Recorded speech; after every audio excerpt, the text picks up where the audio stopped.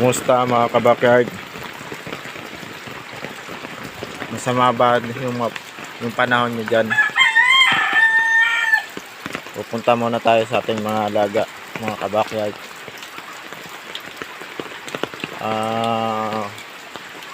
7 o'clock na pero madilim pa rin dahil sa sobrang sama ng panahon ngayon. Kagabi pa yung ulan, hindi tumitigil. Sisilipin natin yung mga alaga natin mga kabakyard. Alas 7 na ng umaga pero kulimlim, madilim pa rin. Hindi pa ako nakakapagbigay sa kanila ng pagkain kasi nga maulan. Siguro maya lang ng konti, mga 8 o'clock magbibigay tayo ng pagkain sa kanila. Basang basa yung mga alaga natin mga backyard.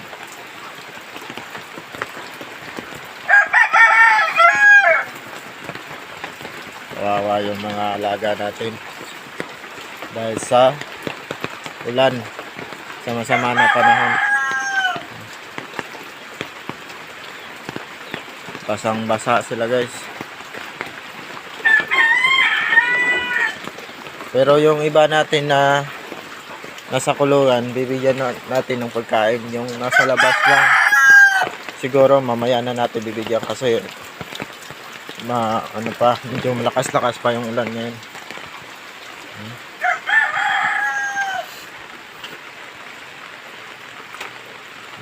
Basa.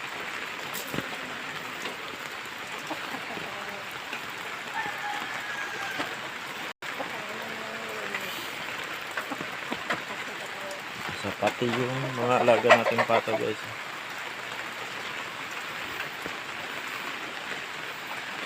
Basang basa pati yung mga alaga nating mga pato. Meron naman silang kulungan dito. Ang problema, hindi naman sila pupunta sa silong. Yan lang. Kulong. So maya magbibigay tayo. At maraming salamat sa inyo. God bless and more power. Huwag niyo kalimutang yung mag-follow and like, share mga kabakyard. Paki-comment na rin kung taga saan kayo.